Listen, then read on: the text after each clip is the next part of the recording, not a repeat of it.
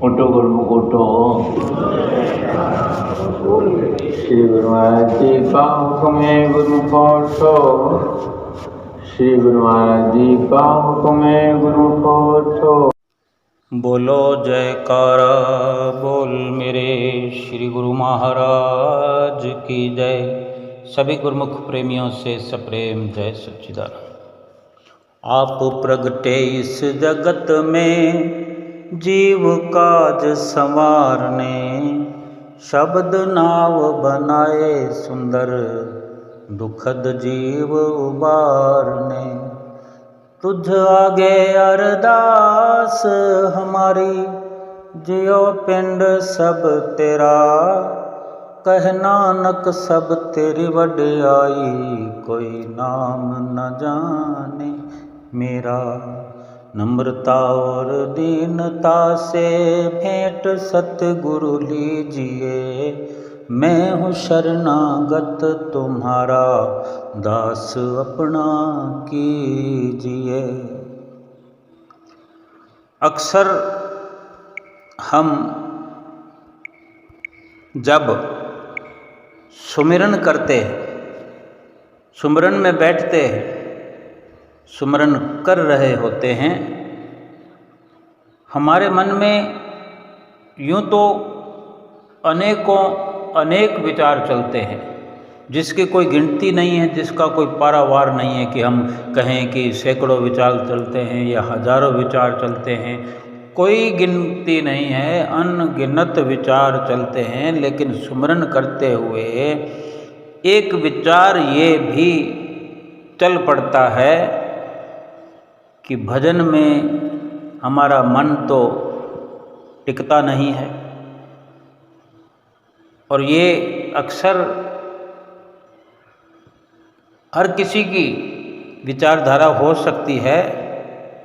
और ये सुमिरन करते हुए भी हम खुद सोच रहे होते हैं, अपने आप विचार कर रहे होते हैं कि हमारा मन टिक नहीं रहा है, क्योंकि इधर उधर के ख्याल चलते रहते हैं। फिर ख्यालों की कोई सीमा नहीं है, एक चल रहा होता है, बीच में ही दूसरा आ जाता है, दूसरा ख़त्म नहीं होता, उससे पहले तीसरा आ जाता है। यानी अनगिनत विचारों के चलते सुमिरन या तो शुरू ही नहीं होता या बीच बीच में रुकावट आ जाती है, सुमिरन परवान ही नहीं चढ़ता।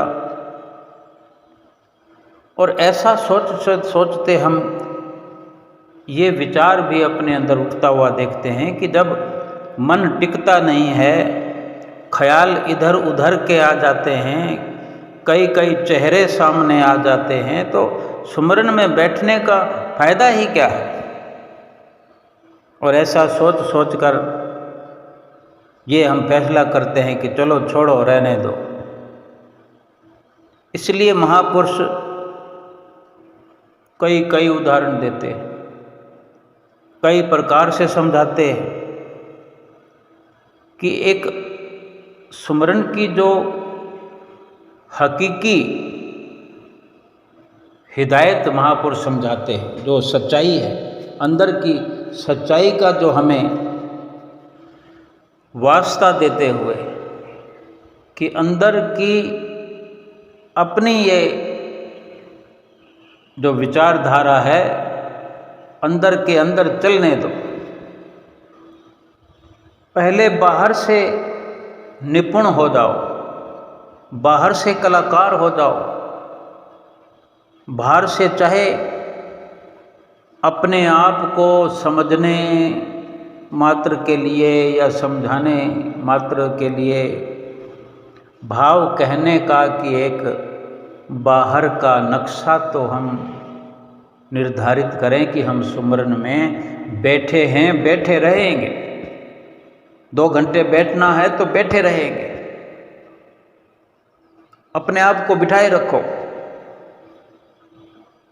जैसे हम शादी में जाते हैं,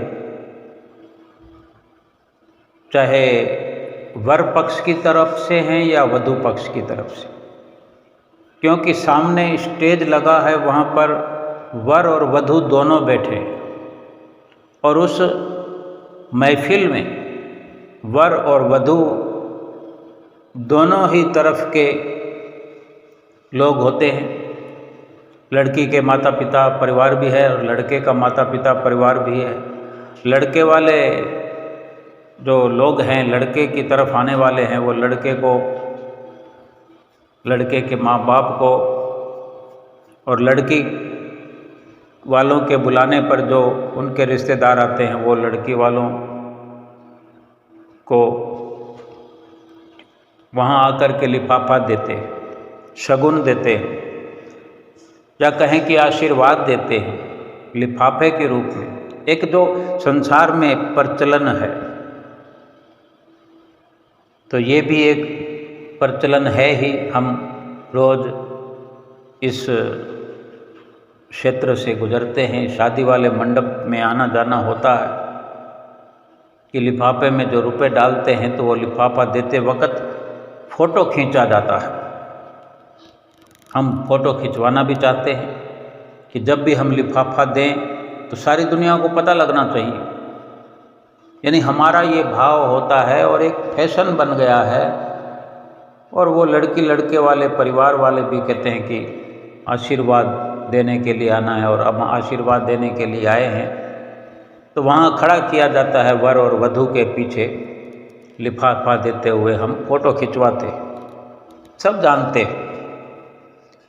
अब लिफाफे में क्या है, क्या कोई खोल कर देखता है उस वक़्त? लड़की वाला हो लड़के वाला हो, जो लोग देख रहे हैं, जिसको पता लग रहा है किस किस का फ़ोटो खिंच रहा है, उस वक़्त वहाँ कोई भी लिफाफा खोल कर नहीं देखता।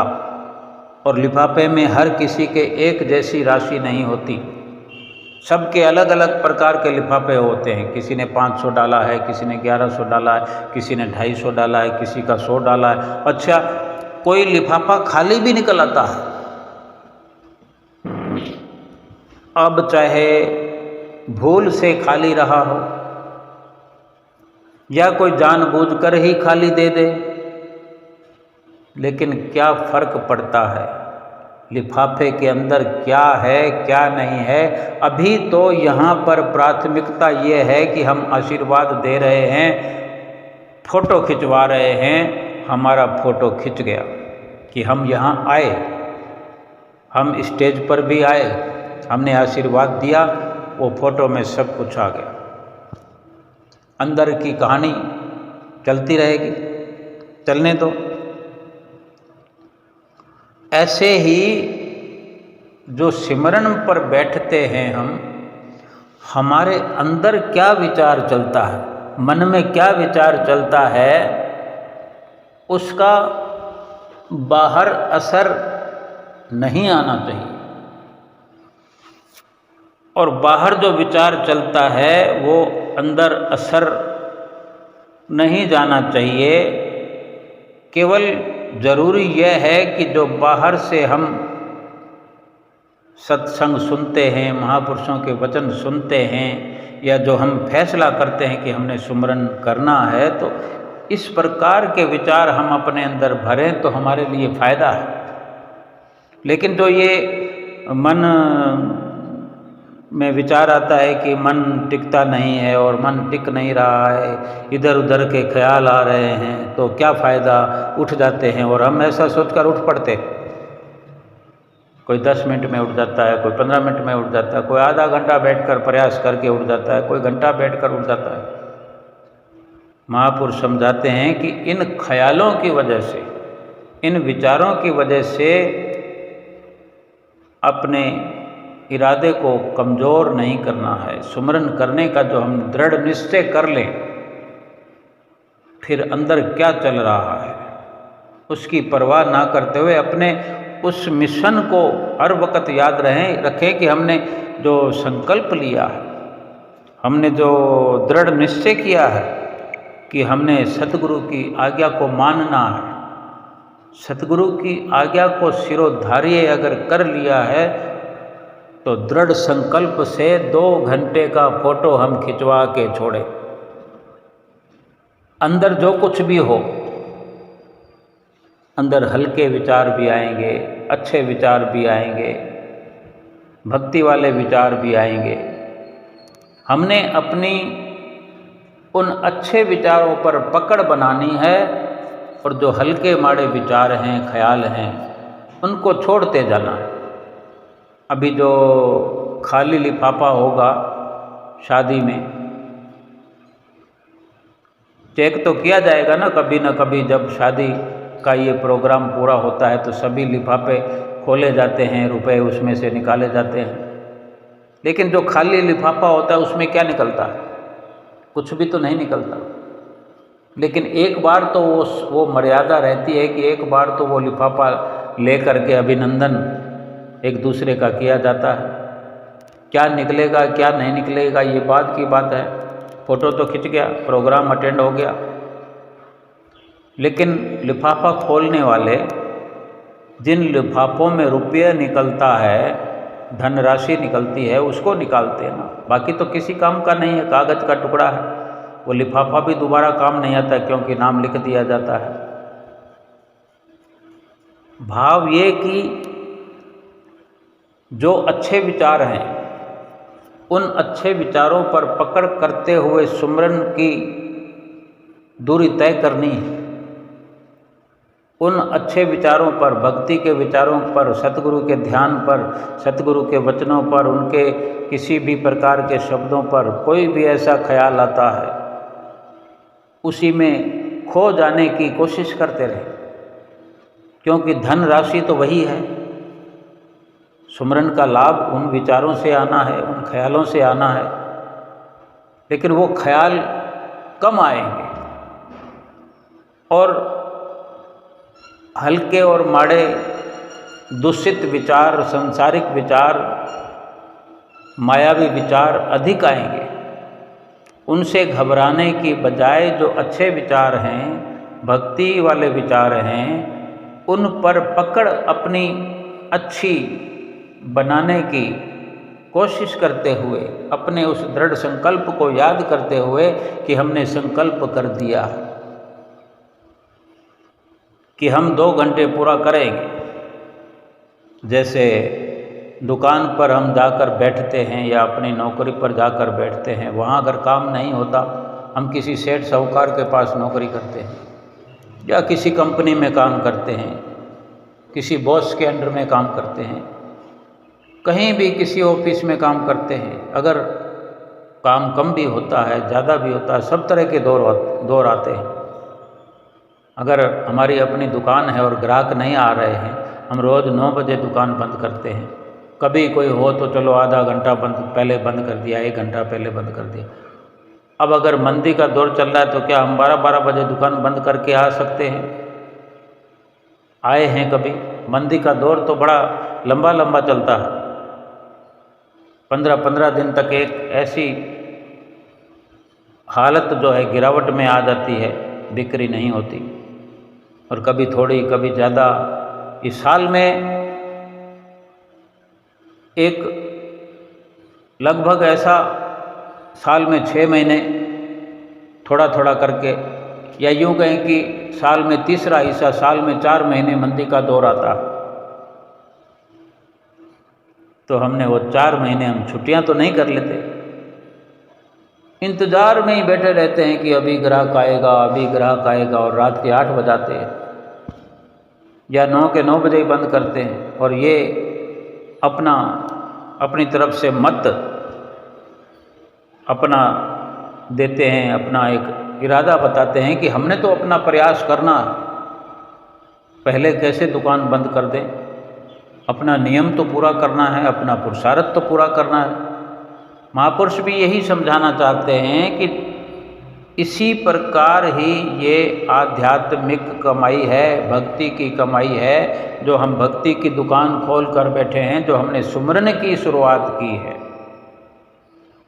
चाहे मन लगे न लगे, बीच बीच में ख्याल टूटता है, मन भटकता है, कई प्रकार के विचार आते हैं, उनको देखते रहे, महसूस करते रहे, आने दें उन विचारों को, चलने दें उन विचारों को, लेकिन अपना हौसला बनाए रखें, अपनी पकड़ उन अच्छे विचारों पर बनाए रखें ताकि हमारा मन जो है बेफिजूल विचारों से भ्रमित ना हो। एक ना एक अवसर तो ऐसा आएगा ही, क्योंकि करत करत अभ्यास के जड़ मत्ती होत सुजान, रसरी आवत जात ते सिल पर पड़त निशान। पत्थर पर निशान पड़ जाता है रस्सी का। रस्सी के रगड़ खाते खाते खाते खाते कुएं पर जो बाल्टी रस्सी से बंधी हुई कुएं में जाती है बार बार, और उस पत्थर के जहाँ रस्सी टकरती है वहाँ पर पत्थर घिस जाता है बार बार बार बार, इस प्रकार के अभ्यास से। तो इंसान का जो, इस जीव का जो मन है कोई पत्थर जैसा नहीं है, केवल अभ्यास की दरकार है, दृढ़ संकल्प की ज़रूरत है, हौसले की ज़रूरत है। अपने विचारों को अपने ही अनुकूल बनाना हमारा दृढ़ संकल्प होना चाहिए। सुमरन में मन लगने लगेगा। और जो हम 2 घंटे बैठे रहेंगे, चाहे अंदर कैसे भी ख्याल उठते हों, इस सुमरन का जो हम सघन कर रहे हैं, इस सुमरन में जो हम 2 घंटे बैठकर फोटो के न्याय बने बैठे हैं, फोटो खींच रहा है समझो, हमने 2 घंटे का दृढ़ संकल्प अपना पूरा किया है, तो सतगुरु तो अंतर्यामी है, वो पल पल की खबर रखते हैं। 2 घंटे का नक्शा उन तक पहुंच जाता है, 2 घंटे तक बैठने की उनके चरणों में फोटो खींचकर पहुंच जाती है। और क्या करना है? सतगुरु ने नाम बख्शा है, सतगुरु ने हिदायत करी है, और हमने टाइम को पूरा कर दिया है। सतगुरु के चरणों में हमारा नमन, हमारा प्रयास, हमारा अभ्यास पहुंच गया है।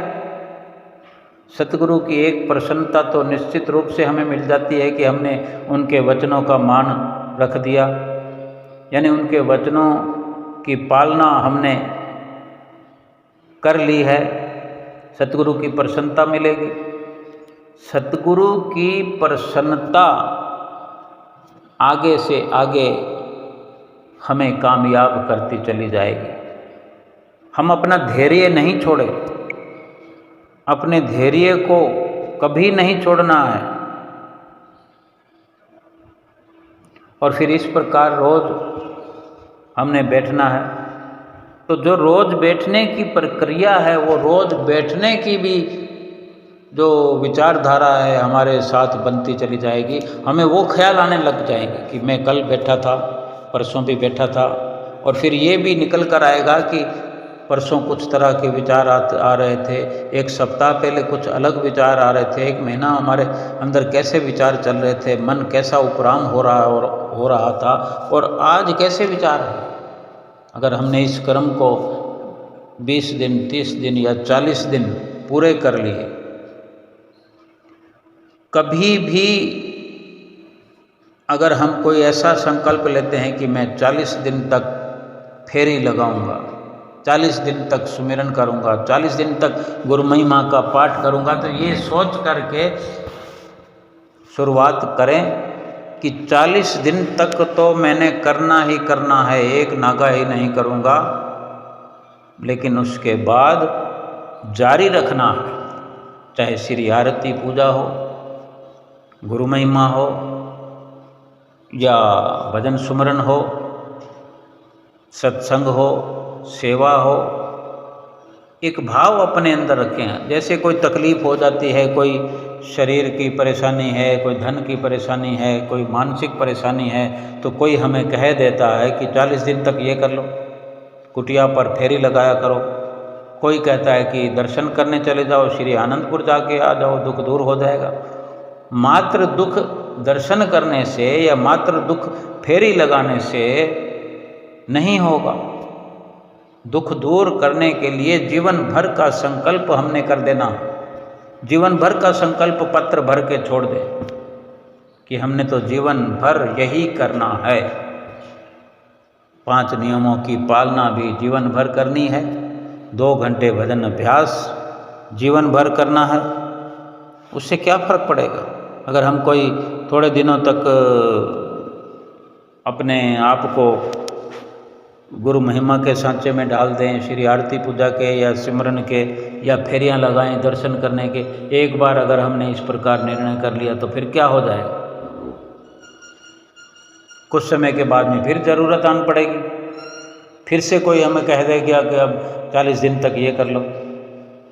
तो क्यों ना हम इसको रेगुलर कर लें, जीवन भर अंतिम श्वास तक, क्योंकि हमने सतगुरु से नाम लेते वक्त ये जान लिया, ये समझ लिया कि ये पार ब्रह्म परमेश्वर है। निश्चित रूप से ये समझ करके नाम लिया है, उनसे हमने एक रिश्ता तो बना ही लिया है। अब रिश्ते को गहरा करना है, और ये विचार हमें कहीं ना कहीं दुविधा में डाले हुए हैं। तो विचार ये करना है कि सुमरन में बैठने के लिए क्या ऐसा करें जो मन जल्दी से जल्दी लगे। महापुरुष फरमाते हैं कि विनम्र बन के चलो, सच्चाई और खाकसारी को अपनाओ, छल कपट मत करो, यानी बहुत सारी चीज़ें, झूठ मत बोलो, किसी को गिराने का काम न करो। सामाजिक स्तर पर, सांसारिक स्तर पर भी किसी को गिराने का अगर हम कार्य करते हैं, किसी को नीचा दिखाने का कार्य करते हैं, तो हमारे सुमरन पर असर पड़ेगा।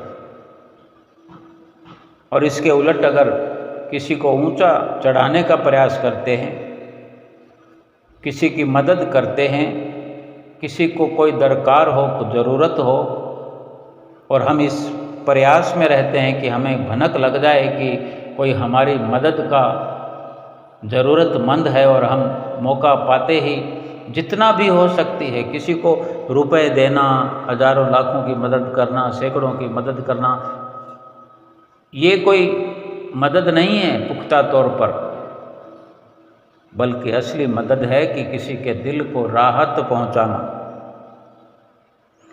विनम्र होकर किसी से मिलना, झुक कर चलना,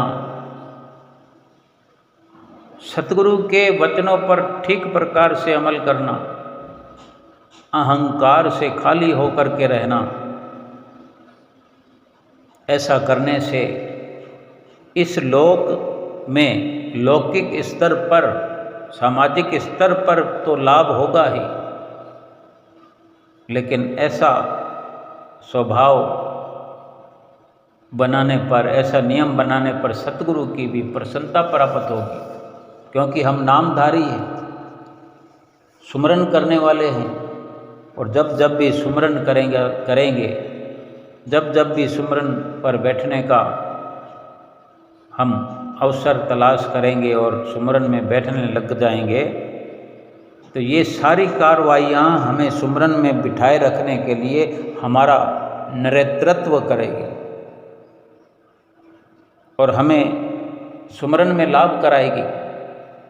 किसी का दिल दुखाने से परहेज करना, किसी को थोड़ा सा सहारा देकर आगे पहुंचाना हो, किसी भी क्षेत्र में, भक्ति की राह में या सांसारिक सामाजिक राह में, यानी किसी को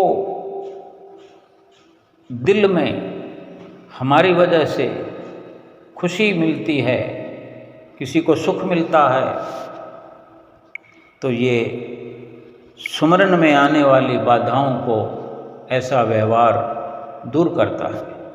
और जो विनम्र भाव रखना है, विनम्र बनकर रहना है अपने आप में, ये हमें भीतर ही भीतर से मजबूत बनाता है। विनम्र बनने के भी अनेक दृष्टांत हम सुनते रहते हैं। एक संत अपने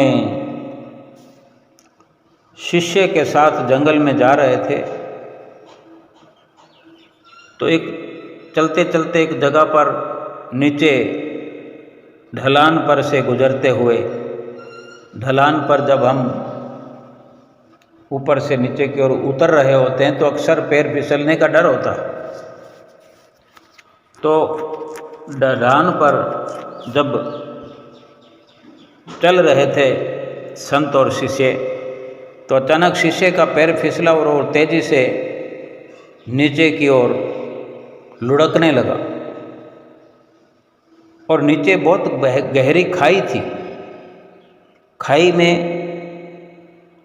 पहुंचने वाला था, खाई वाले किनारे की तरफ लुढ़कने वाला था कि उसके हाथ वहाँ बांस का कोई पौधा लगा हुआ था। तो जैसे ऐसी सिचुएशन बनती है कि जब कोई गिरने लगता है तो वो संभलने के लिए कुछ भी पकड़ने की कोशिश करता, जो कुछ भी हाथ में आ जाए। तो वो भी जैसे हाथ पांव मार रहा था, जबकि उसको संभलने का भी अवसर नहीं था, फिर भी जहाँ जहाँ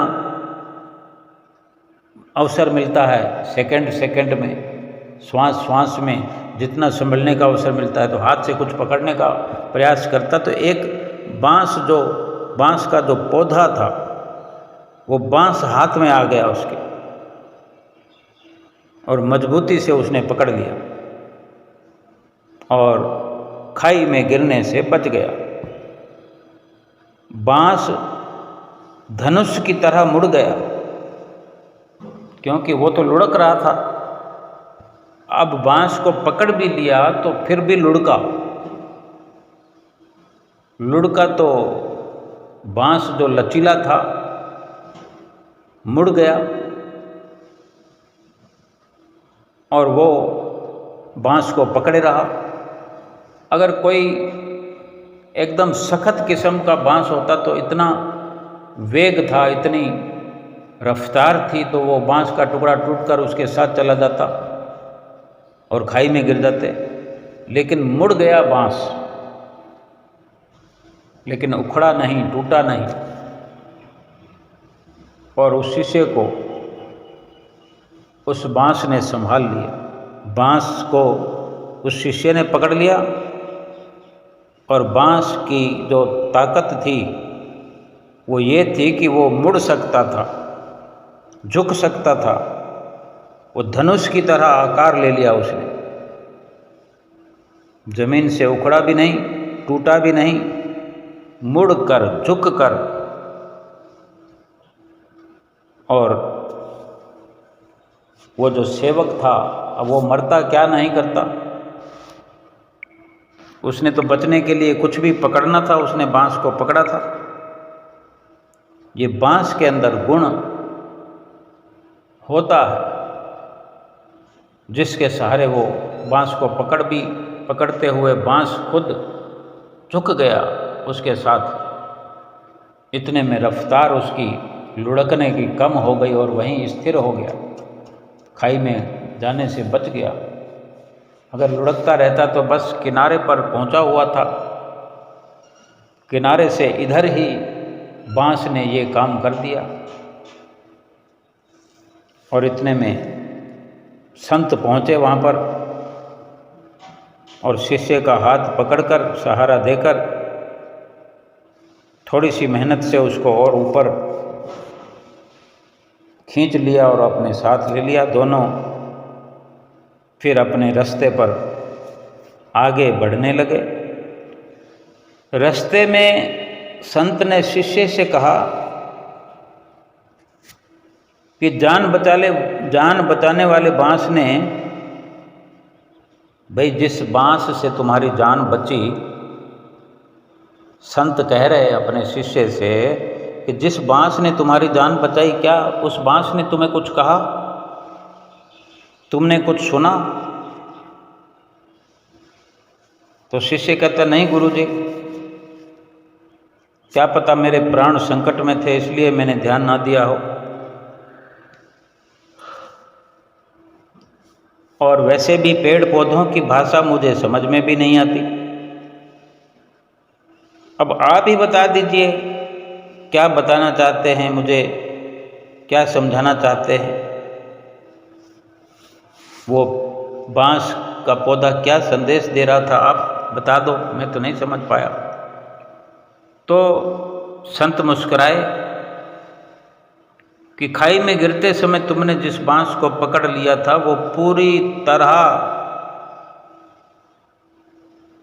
तुम्हारे साथ जमीन तक लग गया था, मुड़ गया था, फिर भी उसने तुम्हें सहारा दिया और तुम्हारी जान बचा ली।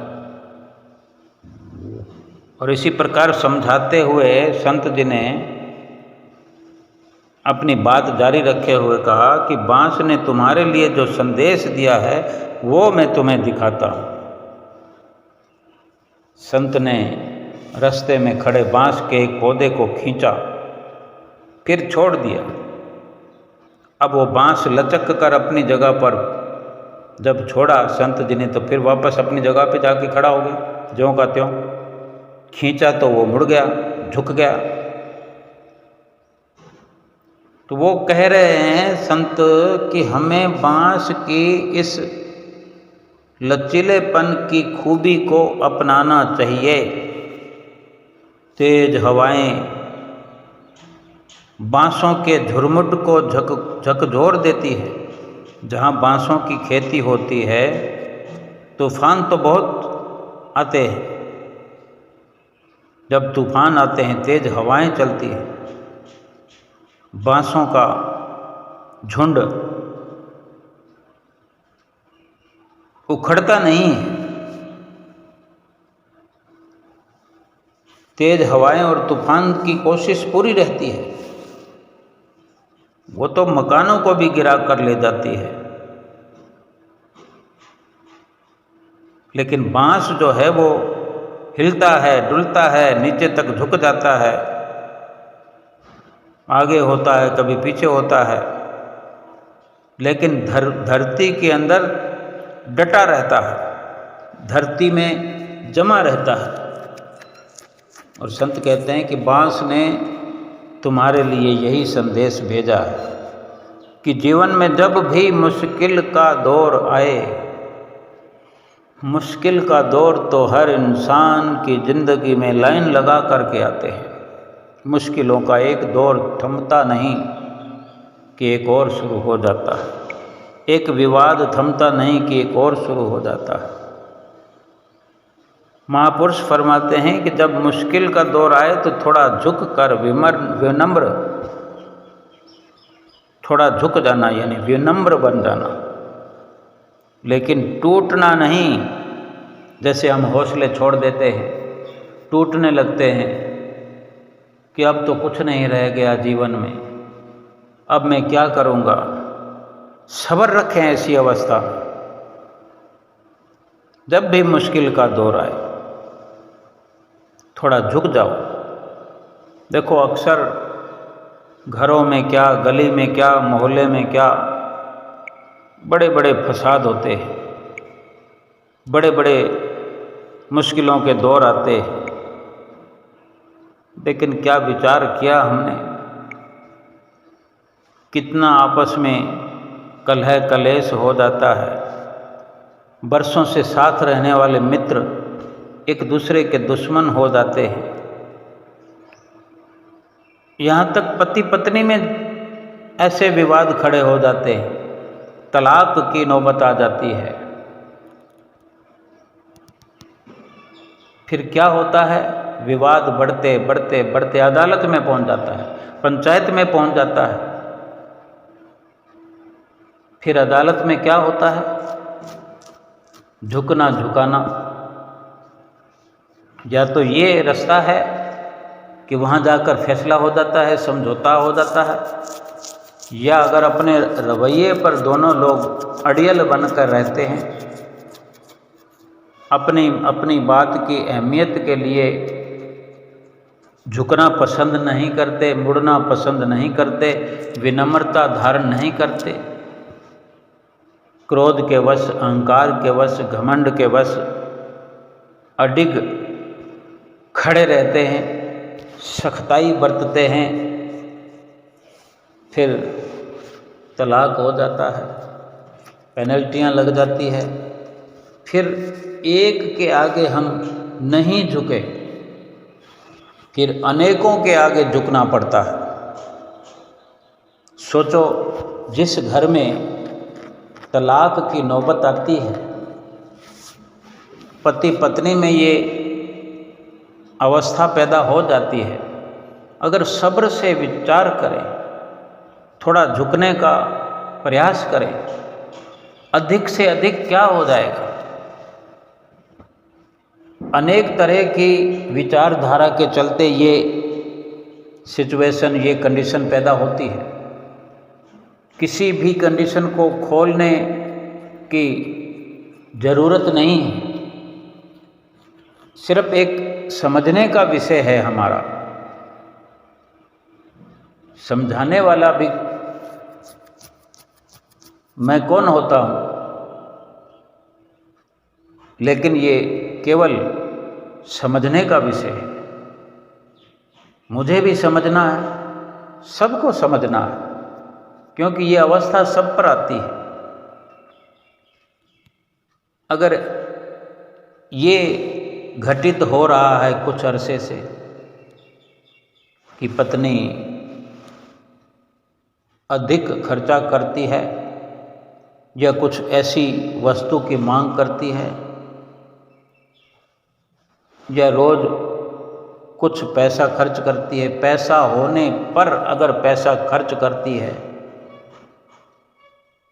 और वहाँ विवाद खड़ा हम हो जाने देते हैं और अड़ियल रवैया अपनाते हुए अलग अलग हो जाते हैं, तो फिर कितना हर्जाना देना पड़ता है। हमारे पास जो जिस प्रकार का स्तर है हमारा, उस स्तर पर ही हर्जाना तय किया जाता है। लाखों रुपए का हर्जाना अदालत लगा देती है। फिर शायद समझ भी आ गई हो अनेकों को, बाद में अलग हो जाने के बाद ये समझ भी आ गई हो कि अधिक खर्च करके भी तो ये रुपए खर्च होने थे, एक साथ देने पड़ गए। अच्छा होता कि ये विवाद ही ना होता, और किस दोराहे पे जाके खड़े हो गए। बहुत से ऐसे अवसर जीवन में आते हैं जिसमें अपने घर में समझौता किया जा सकता है, समझौता किया जा सकता था। हमें अदालत में समझाया जाए, ऐसी दरकार नहीं होनी चाहिए हमें। हम खुद समझदार बने। सुमिरन करने वालों के जीवन में ऐसी नौबत नहीं आती, ऐसी घड़ियां नहीं आती।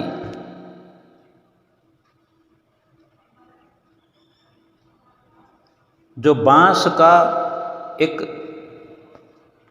उदाहरण संत महापुरुषों ने दिया कि अपने आप को अगर विनम्र बना लिया जाए, अपने आप को टूटने से रोकना, ये विचार बना लिया जाए।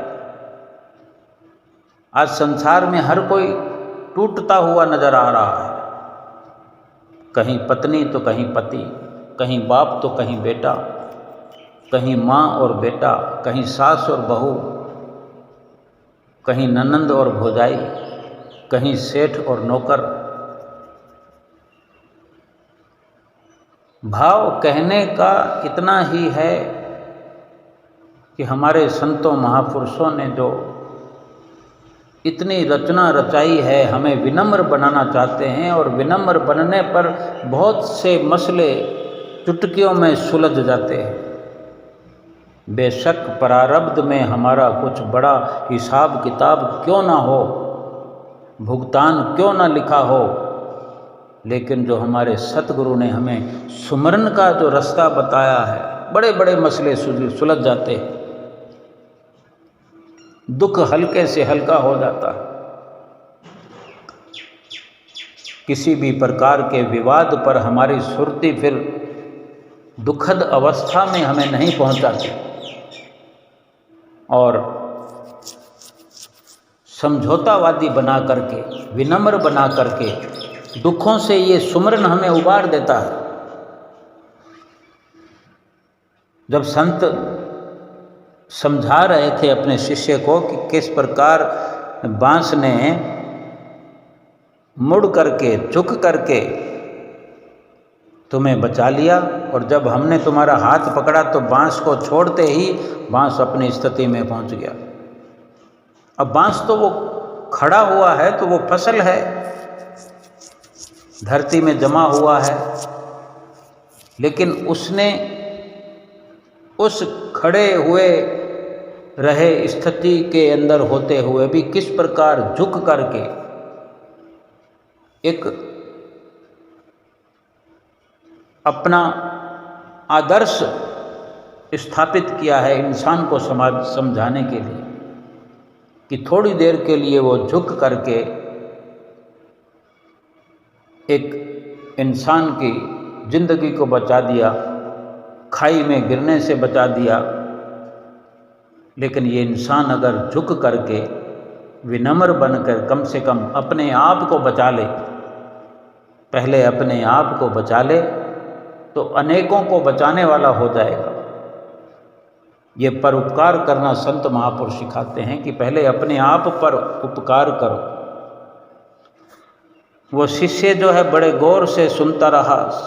संत जी ने आगे कहा,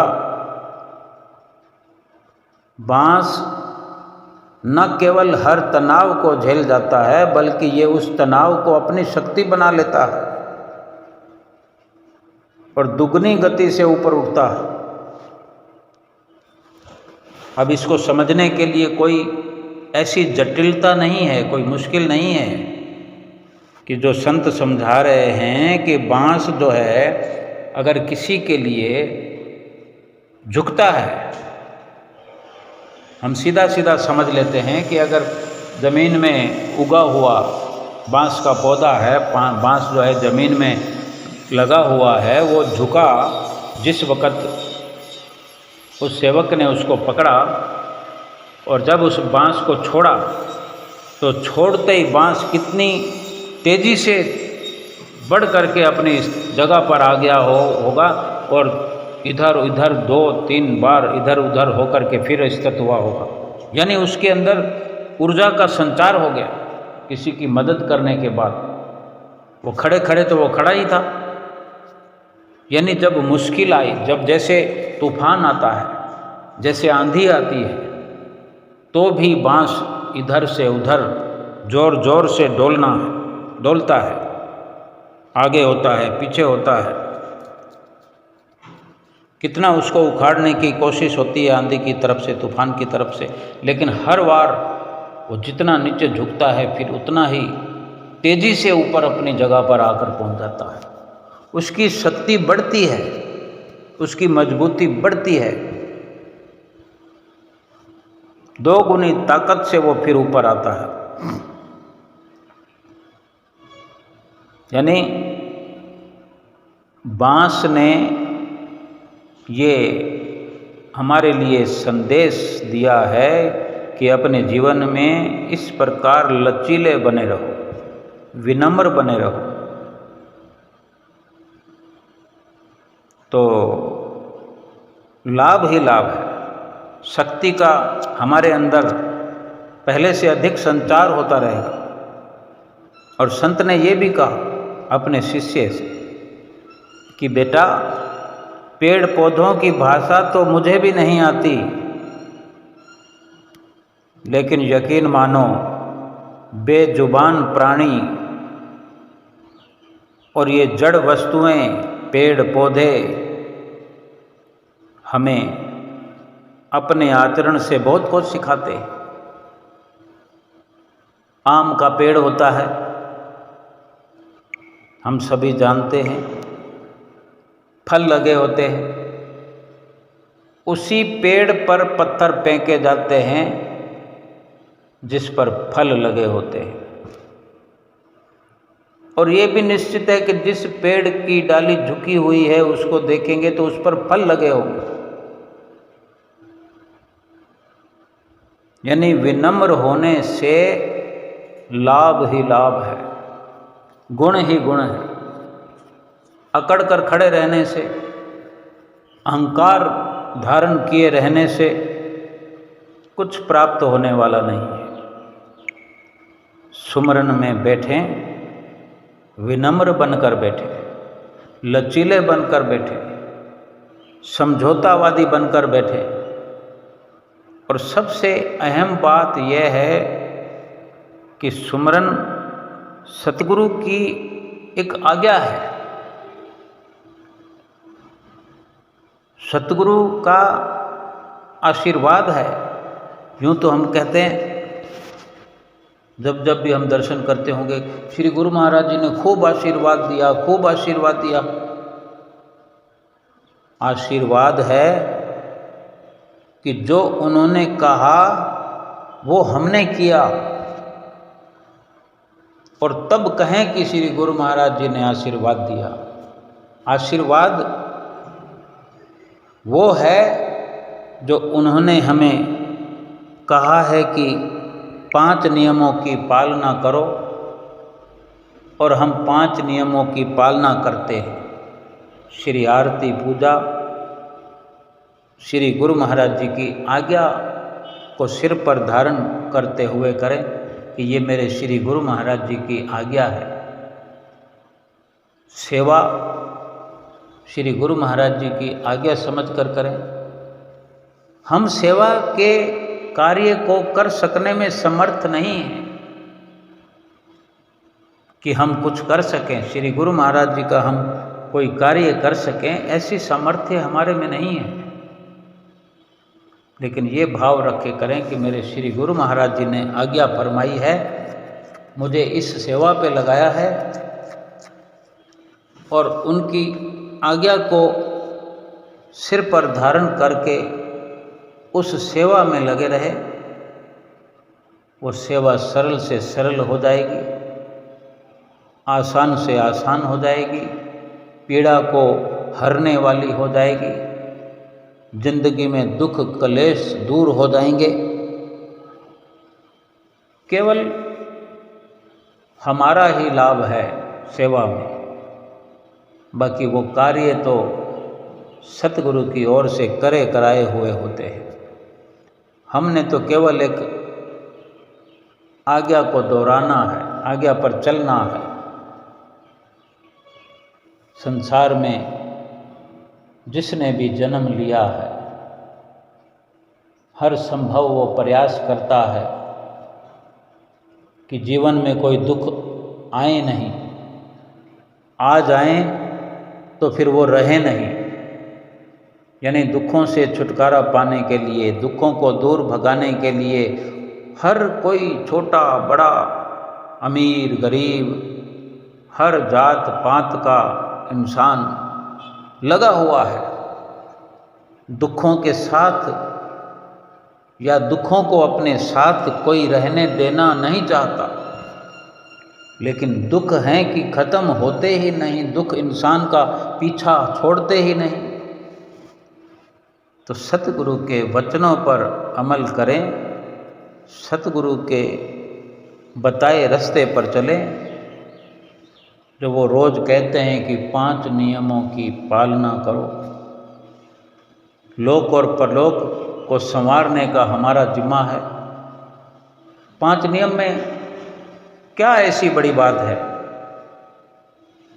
श्री आरती पूजा बोल करके करनी है, हाथों में थाली को घुमाना है, आँखों से दर्शन करना है, पाँव से वहाँ स्तंभ की तरह खड़े रहना है। ये सब कुछ हाथ सतगुरु ने दिए, प्रभु परमेश्वर ने दिए, आँखें प्रभु ने दी, ये पूरा शरीर प्रभु ने दिया, ये श्वास प्रभु ने दिए, ये सोना सोना वक्त प्रभु ने दिया। उसमें से थोड़ा सा वक्त लगा देंगे, आँखों को, कानों को, हाथों को, पाँवों को वहाँ लगा देंगे। उनकी रहनुमाई में अगर अपने जीवन को थोड़ा चला लेंगे, फिर उसके लाभ को देखें।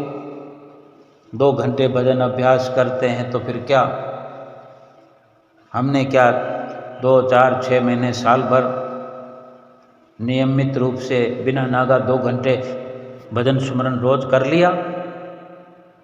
क्या इतना हमने इतिहास बना लिया कि हमने 1 साल तक इस नियम को निभाया हो और फिर हमें ये कहना पड़ गया हो कि मन नहीं लगता, तरह तरह के ख्याल आ जाते हैं।